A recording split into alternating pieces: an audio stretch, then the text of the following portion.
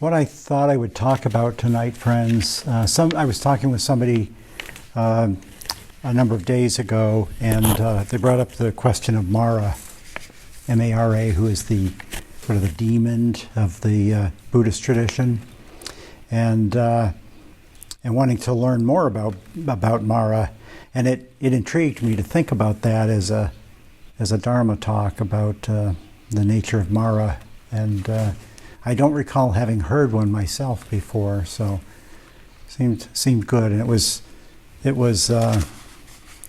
powerful for me to explore this character Mara. So if you're not familiar with this character, all the Buddhist traditions have this demonic force. They look at it differently. I like the Theravada tradition, which is where our practices are rooted.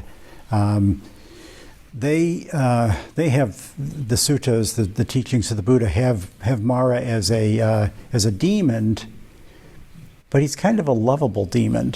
He's not really a super bad guy. I mean, granted, he tried to keep the Buddha from enlightening. That's bad, but he's not like what I kind of was raised with, what the devil was. I mean, that was a scary guy, the devil, and Mara is not really intended to scare us, but rather to inform us. And he shows up repeatedly in the teachings, the Theravada teachings. As I said, he's also in the Mahayana Tibetan teachings as well. But I'll talk more about the Theravada teachings here. His role that he got an Emmy for is when the Buddha awakened. So you probably know this story, but the Buddha had struggled for a long time as a monk, for a number of years as a monk, and had gone through extreme asceticism and found that wasn't working. And prior to being a monk, he had lived a very lavish life as a prince, and he found that didn't work. And he came to this point in his life where he said, I am going to wake up. And he went and sat under a Bodhi tree, and he said, I will not move until I wake up. And so he sat under the tree, and as the night went on, he was visited by Mara, this demon. And Mara was, his goal was to keep the Buddha from waking up. And so he started by first of all trying to entice the Buddha. So he promised the Buddha, if you get up from the tree and come and enjoy life, you can have my daughters. And tried to entice him with greed.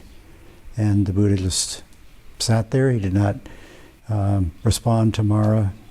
So Mara decided to frighten the Buddha. So he called his armies and attacked the Buddha with countless armies at the base of the tree, with these raging armies, which when they got to the Buddha, of course, would disappear. So the intensity of his attack was intended to get the Buddha to move away from the tree and stop this silly quest for enlightenment.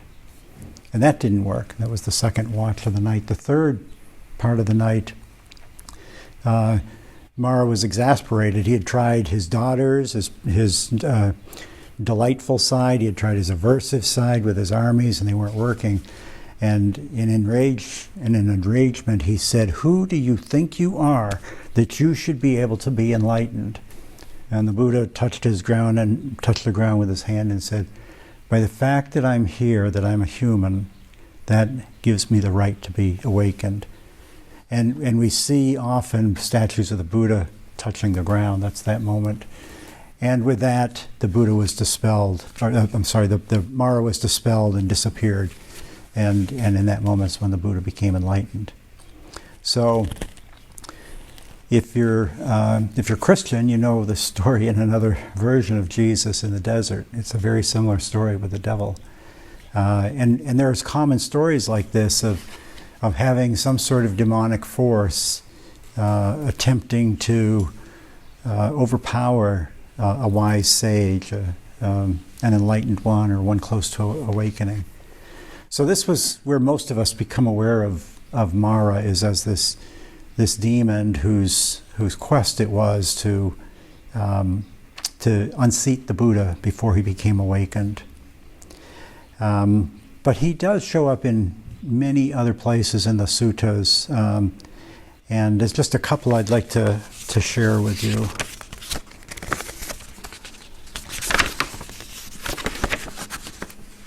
So one of the places where he appears is in the Dhammapada. If you're not familiar with that, the Dhammapada is a book of little vignettes of the teachings of the Buddha. And there's a number of different sections. There's one section called the pairs, where there'll be two lines basically that sort of are the opposites of each other, and they come together through these pairs. So one of these pairs says, "Just as a storm throws down a weak tree, so does Mara overpower the man who lives for the pursuit of pleasures, who is uncontrolled in his senses, immoderate in his eating, indolent and dissipated." And that's the first of them. The second one is, "Just as a storm cannot prevail against a rocky mountain, so Mara can never overpower the man who lives meditating on the impurities, who is controlled in his senses, moderate in eating, and filled with faith and earnest effort." So we can kind of see, this is sort of the tone of that part of the Dhammapada, is the first case where a weak person is overpowered by Mara. In the case of the second one, a person who's like a mountain, solid and substantial, is not swayed by Mara. So that's gives the flavor of the way Mara shows up in the different teachings of the Buddha as this force that's advocating for the pleasures of this world, for all of the allures of this conditioned world, and to forget the process of trying to, or bothering with awakening. This is another, and again, there's a number of these, but this one's one where Mara visited the Buddha. So this is the Nandana Sutta. It says, "I have heard that on one occasion the Blessed One," that's the Buddha, "was staying near Savatthi in Jeta's grove, Anipatinka's monastery. Then Mara, the evil one, went to the Blessed One and recited this verse in his presence." And so this is the verse from Mara. "Those with children delight because of their children. Those with cattle delight because of their cows. A person's delight comes from acquisitions. Such a person with no acquisitions doesn't delight." And the Buddha responded to him in verse. The Buddha said, "Those with children grieve because of their children. Those with cattle grieve because of their cows. A person's grief comes from acquisitions, since a person with no acquisitions doesn't grieve." Then Mara, the evil one, sad and dejected at realizing the Blessed One knows me, the one well gone knows me, and he vanished right there. So this last line of the Mara giving up and vanishing is common to most of the places where he appears in the suttas, whether it's to the Buddha, or some of the monks or the nuns that he visits. But you can see the essence of what's going on with the Buddha if you look at these two verses. The first one, Mara is trying to tempt the Buddha with delight. He's trying to offer him the pleasant side of life. He's saying, children have delight, families have delight because of their children, farmers because of their cows. A person's delight comes from their acquisitions. And there's a kind of a truth to that, isn't there? We do get a lot of delight from possessions. The Buddha turned the coin over and said there's the other side of it, that those same things are the cause of grief. Not only are they the cause of delight, they're the cause of grief. So while Mara painted a picture of a world that's only delight, all the Buddha did is said there's two sides to it. There's the delight and the grief that comes as part of that. You can't have one without the other. So it speaks, and throughout the times that Mara speaks in the suttas, this is his message: as He's trying to entice with the delights of the world, as if there's only one side and the grief is not there. And friends, we see this in our lives, don't we? I mean, we see this all around us, like all of the advertisements, all of our society points to the acquisitions that will make life wonderful. It points to all these great things that will come. It points to the creams and sauces and ointments that if you use them will get rid of the ugly side and leave only the pleasant. And the aging, right? Get rid of age spots. I won't age, or whatever happens to be. And so there's an element of Mara just in our very society that's asking us to focus only on the delight. And if that was possible, there would be no Insight Meditation of Cleveland. There would be no need for any of this kind of work if you could just enjoy the delights and that was all there was to it, because that would probably be all we'd do. But alas, there is always this other side, this grief that comes with it. And sooner or later, that grief will come to all of us. We cannot put it at bay forever. No matter how powerful of a society, how much wealth our society has, we cannot keep it at bay forever. So the message of the Buddha is it's better to be aware of that at the front and to see these as a pair and treat them accordingly. They both require respect. Both sides of that require respect. So in this particular case, the Buddha Mara visited the Buddha and recited this verse to him. There's a number of places where he'll visit like for example, a nun, and tell her, "You're so beautiful and young, come and go dance with me. Forget the monastery and come and go dance with me." And like the Buddha, she's able to see through that and see the other side of it. And Mara gets dejected and says, "Oh, she saw through me," and he vanishes right there. So when I say he's kind of a lovable demon, it's that last line there that I like, that, he's the devil that I heard about would not have put up with me seeing through him. I would have been stabbed in my heart or something, But Mara evaporates and disappears. He goes away when he's seen through. And that's so powerful, because if we are not enticed by Mara, if we're not captured by the lures of Mara with this delightful side of life, Mara has no power. There's another sutta, which I won't read the whole thing, the Kasata Sutta, where the Mara is talking in this particular case about that idea of the delights of the world, and in this case the Buddha responds by saying both sides are to be seen through, both the pleasant side that Mara's offering and the grief side that he's not offering. He says you have to see through both of those. You have to see beyond that. So, in this sutta, Mara was inviting the Buddha to sort of take over as the king of everything, so he had all these powers, and he said you could have it all, and the Buddha said, "This is where I am. This is where I am free of both sides." He says it's a place you can't go, Mara. You can't go there. So this gives us another clue about Mara. And what's being pointed to by Mara, it cannot go to freedom, right? It needs that quality of Mara. Mara needs the allure. He needs the enchantment to exist, because it's what he's doing. When we see through both sides, the enchantment pops. There is no more enchantment. So there's no place for Mara. And we see that Mara, too, is an apparition. The other thing one of the things I love about Mara is because of his fluidity in the suttas and the way he's talked about, he doesn't have a real personality.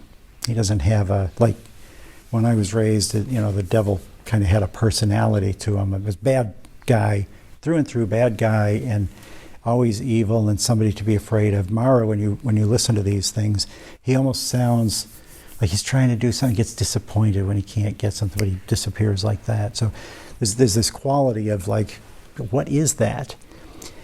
Well, what's being talked about is what's in us. That's the way we are with ourselves. We're not we don't have a side that's evil in our side. We have a side that's drawn to the illusions and to the enchantments of the world. And that side of us that's drawn to the enchantments of the world, we can think of as Mara. And when you look at the sutras, that's how that turns out. Like when the Buddha awakened, sitting under the Bodhi tree till he awakened, of course he's going to be confronted by this darker side of himself that's trying to get him to stop and not bother with it. So Mara could be viewed that way. When I first learned about Mara and that story of the Buddha, I looked at, in my own life, how does this force that I would call Mara work? And I liked using it as Mara, John's Mara, that visited me often. And one of the things that I had learned from the sutras was when you see Mara and call him on his turf, he disappears. All these sutras point to that over and over again. He can't stay around if you don't let him, if you don't invite him. If you don't believe the enchantment, he won't stay. So for myself, I envisioned it that I was in my house and I would hear the doorbell ring and I'd go to the door and it would be Mara. And I would say, "I see you, Mara. You're not welcome in. Go away." And immediately there'd be a knock on the back door and it would be Mara. And he said, "John, you did such a good job at the front door. Let's talk. Let's have coffee." Because that's how quickly I would have another incarnation of Mara visit me, but in a different form. And that's the way myself seemed to work. If I decided I wanted to become enlightened, myself was right there with me. Let's get enlightened. Let's do that. This incarnation of Mara. Sure, let's get enlightened. Let's do that. Oh, I'll never be able to get enlightened. I'll never sit long enough. Of course you won't. Just forget the whole thing. Let's go have coffee, This is Mara's nature. So the other thing I like about Mara in my own life is having it as an external force, John's Mara, is there's no self-judgment with that. It displaces self-judgment. If that was John feeling that way and having those things, boy, there's a lot I can beat up on myself. Because I got up and went and had coffee instead of sitting in meditation. Oh, I can't believe I did that. But if it's Mara that's enticing me, it directs my energy.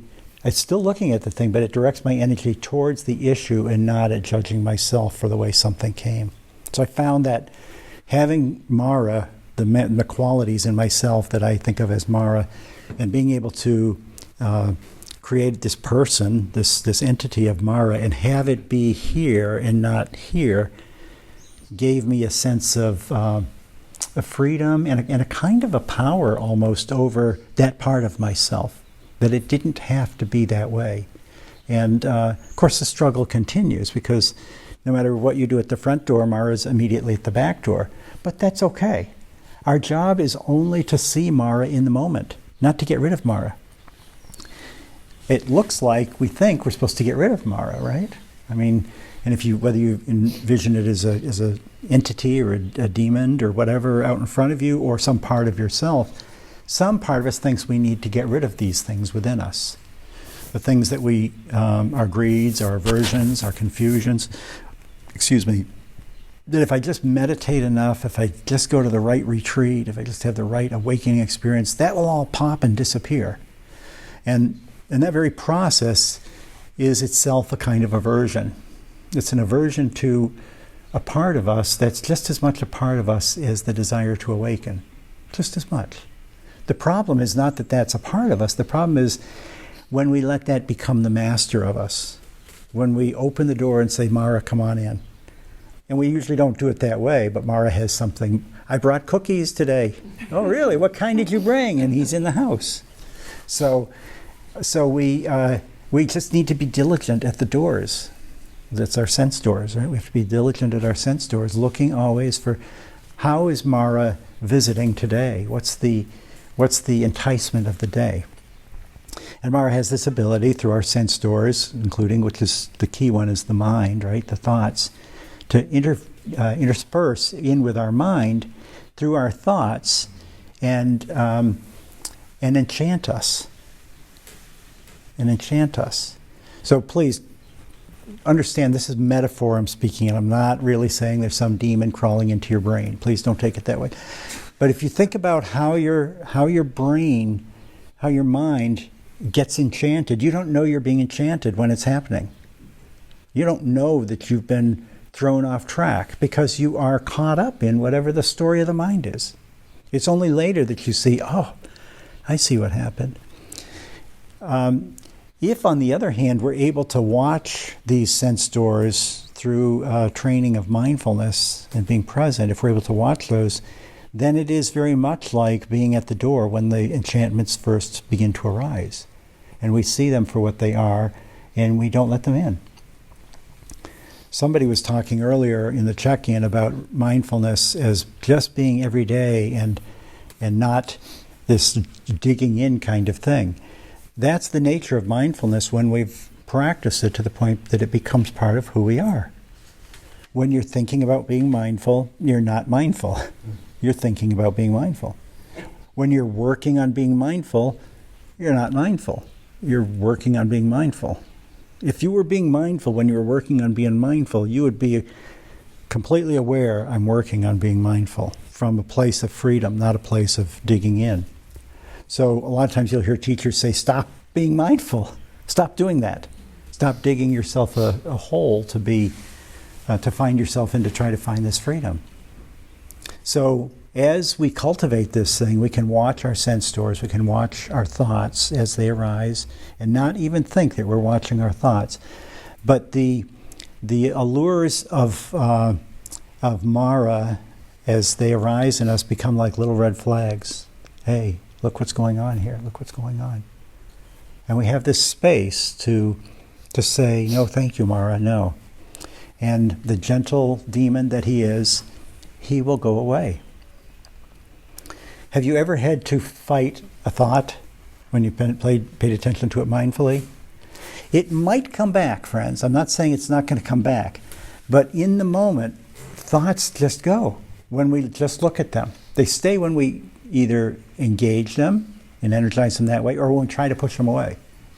Don't think about a pink elephant. Think about a pink elephant, right? Excuse me. So if you just let the thought be there, it just comes and goes away. It has no power if you don't give it that power. So we have this capacity as we train ourselves to meet the mind from a place of awareness, to meet the thoughts when they arise, to meet the allures of our body and our speech, all of these different things. As we begin to become present to those, we actually have a little heads up that they're coming. And in that moment of heads up, we can make a decision of what to do. A good place to watch this, friends, is with your speech. I think I've shared with most of you, I have done, I use the precepts. I use them several times a day, and I've been doing this for many years. And it's like, I'll call it a mind filler. I use it as background instead of just letting my mind roam sometimes. But what I found with that, especially in the early days when I started doing it, was I was kind of watching my speech before it happened, before I spoke. And what I learned, which surprising, I didn't really know before, how much I exaggerate. I learned that I exaggerate things. They're not out and out lies that I know of, and they certainly weren't intentional lies, but they were exaggerations. If there had been 2 of something, 3 sounded better. And I would find, and probably after I told the story several times, it probably was 6 or 7, because if I exaggerate each time, there's inflation in there. But what I noticed by seeing that is, as I would be in a conversation with somebody, I could feel that pull. I learned to feel what that pull of exaggeration felt like to me. And there was this little piece inside of me that was going to be made bigger, that was going to grow. The little sense of self was going to be a little bit taller if I exaggerated. I didn't think it. I felt it. And my training of myself, the way I had trained myself, was such that I fed that piece of me by exaggerating, by saying 3 instead of 2. And the funny thing is, many times when I saw that coming, I still said 3 instead of 2. It's not like it stopped it, because I wasn't really trying to stop my exaggeration. I was trying to see what was happening. What I noticed was that over time, as I did that, the exaggeration seemed to lessen, because I felt the more I looked at that little self that seemed to get this boost, I could see the hollowness of that I was really gaining nothing from it. There was nothing really substantial to arrive there, and it lost its whatever little nugget of value it had had to me in the process, and the exaggeration began to lessen. Do I exaggerate today? I would recommend you ask my wife and my son, and not me. But I think it's less. But just even if it's not, just the fact of seeing it was very powerful. So we can do these kinds of activities to see what's going on in here. How does Mara visit? To what window or door is Mara coming? And in what guise is Mara showing up? And no matter how small the little trinket is that he's offering you, he or she is offering you, no matter how small it is your birthright to say no to it. And when you say no, and you kind of no thank you, not like no, get out of here, but no thank you, when you say it that way, it's gone. Mara disappears. And that thought of the mind, that momentary whatever it was, disappears. And then for us to reflect on how easy that was to do it, how simple it was for that to happen, how easy the enchantment popped when we see that, we're training ourselves to know that that's the way this mind works. So we can begin to see these enchantments don't have any power, and when I see them directly and don't energize them, they go away. Yes, many of them are back before you can take another breath. They come back, but it's a different enchantment. It's a different thing coming at you then. It's not the same one that you said no to a moment ago. So I think for me, this idea of Mara and the way Mara is presented in the different teachings, the Theravada suttas, the concept that, yes, he's a demon, but he's kind of, for me, kind of a lovable demon. And part of that lovability is because I've personified that part of me as Mara, I think, which is nice because I kind of love that part of me. I don't want to listen to it. I certainly don't want it to be the master, but I kind of love it. It's there. It's part of who I am. And so maybe between those two things, for me, that feeling of Mara as presented, and he did mess with the Buddha under the Bodhi tree, but he lost and he went away. That's his MO. He'll come. He will enchant with one side, only one side of the nature of this conditioned world. He will try to enchant with the delights and joys of this world and entice us in that door, never telling us about the other side. But we don't have to fall for it. We can say no thank you, Mara, and in that moment he'll disappear and go away. So that's my sense of Mara, and I invite you to play around with what might be yours, the idea of having Mara be an externalization of some of the things that you may feel judgmental about within yourself, that you can set them out here and see if it is a personification, even of something that's in here. If you see it as out here, do you still judge yourself? I was amazed to see that I didn't when I took that part of me and set it out here, but that I also didn't have to give into it just because it was out there. So I think that's everything that I have on Mara. Is there any questions or comments or anything? I feel like Mara is a bully, and like a bully, if you stand up to the bully, they cease. Mm-hmm. Right. But I also feel like sometimes you don't know that someone's being a bully. Mm-hmm. It can be so subtle. Yeah. And so perhaps that's the thing with Mara too. If you're aware and paying attention, then you can see the subtle bulliness. Exactly. Yeah. Yeah, that's well said, Cindy. Right.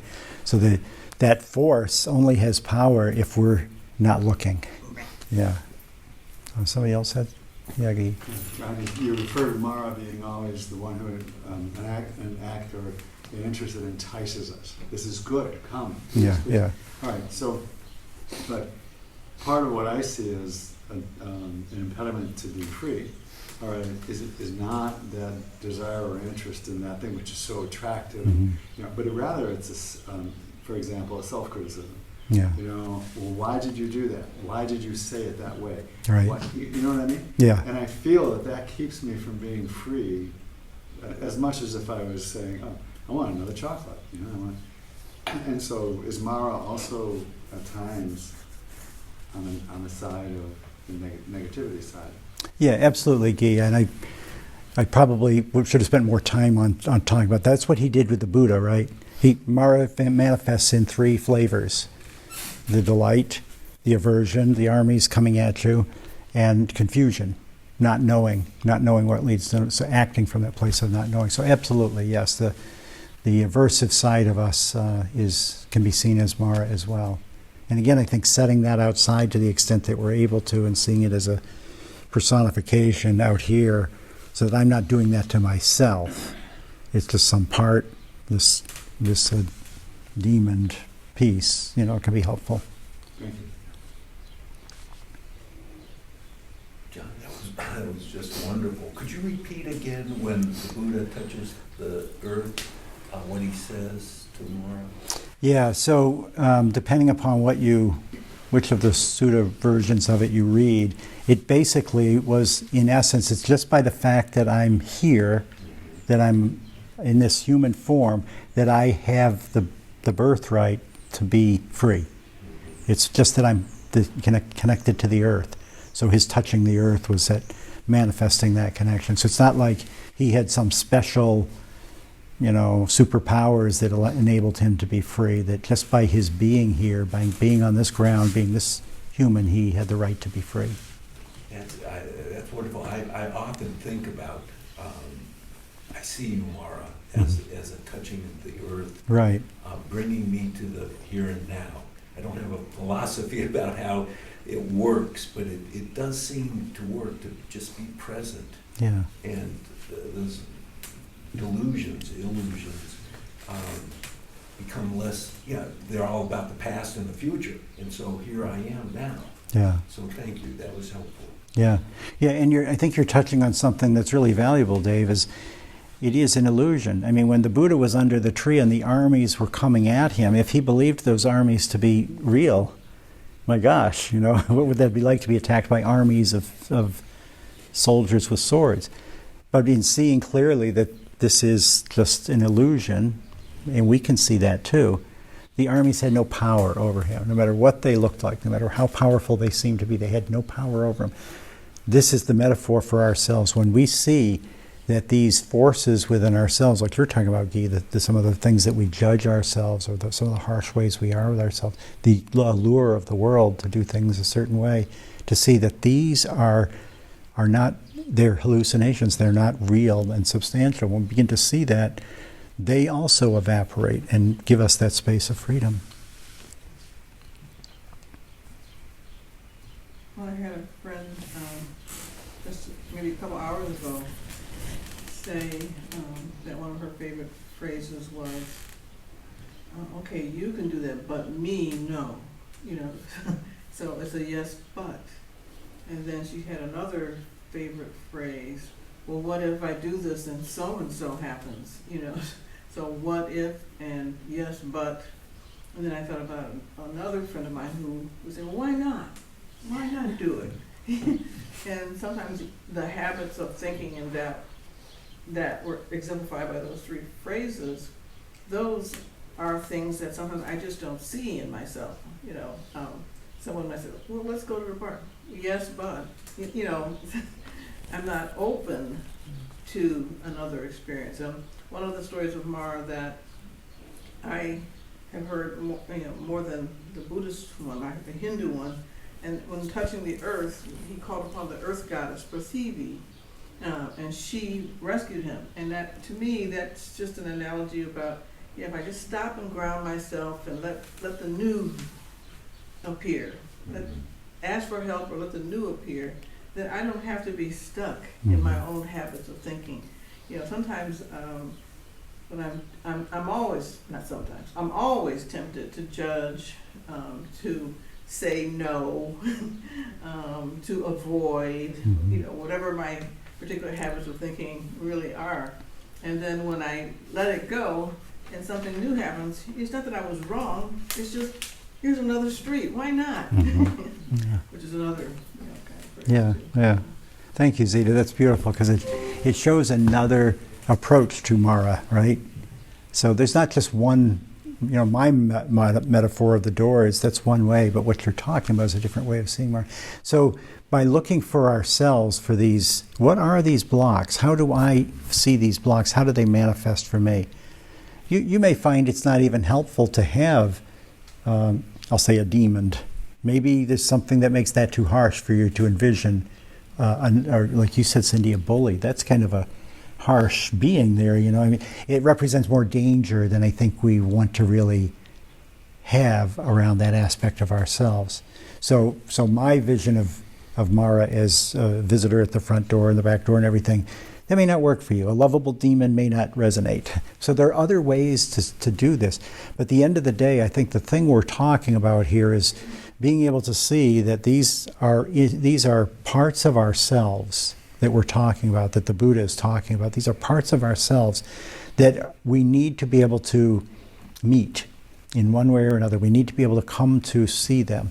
And so, as you're talking about, Zita, having some of these phrases, it causes us to stop thinking in the circular channel that we were always operating in that can break that, to ground ourselves. I think that metaphor of whether it's we're rescued or we did it ourselves, that idea of connecting to something much bigger than ourselves, which we're part of.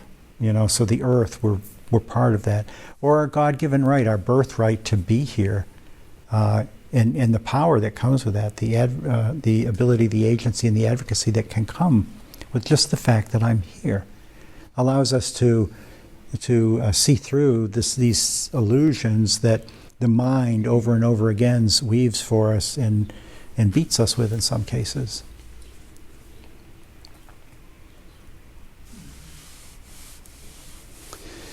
All right, friends, well, why don't we sit for the last 10 minutes here.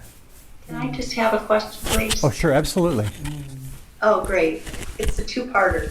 So I've heard a few times about a story where the Buddha invites Mara in, which kind of fits well with your metaphor, John, and invites him in and for tea. And that's really like surprises Anada. I mean, it just really shocks him. What are you doing inviting Mara in? Right. And then I was wondering what the relationship, how you view the relationship between what we call our inner critic and Mara might be. Do you view that kind of as the same thing, or is that something different, or maybe just different terminology? I'm not sure. Yeah, I do see that as the same thing, another incarnation of Mara that, we talked about. I didn't talk about it much, about that negative side that's within us as could also be represented as Mara.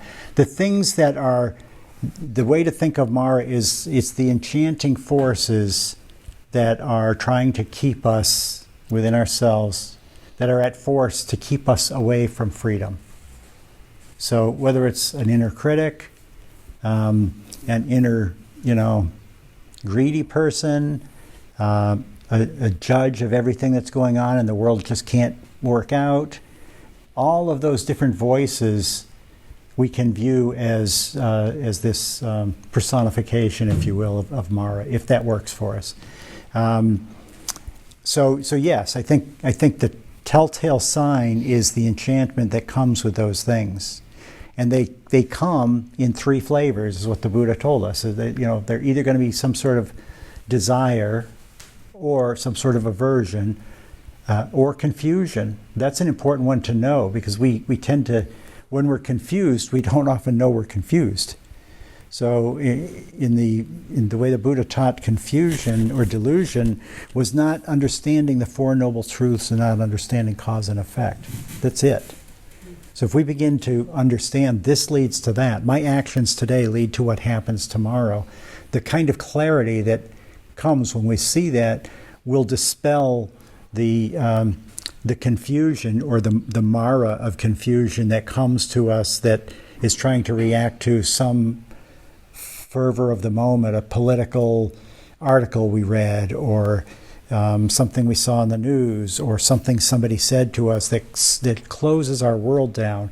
Or, as you're talking about, Victoria, around the inner critic, where, yeah, I don't need the world to do this because I can do it to myself, and with more power than the world can do it to me.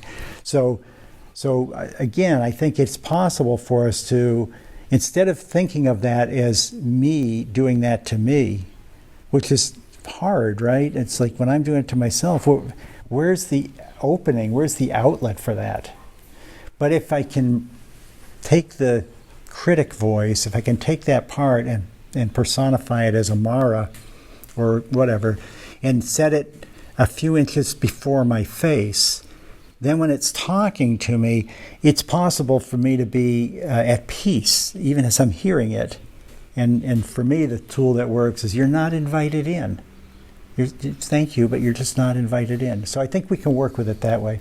The other thing I wanted to say about the sutta that you mentioned, this is the other way we can work with Mara, the way the Buddha did. It's harder.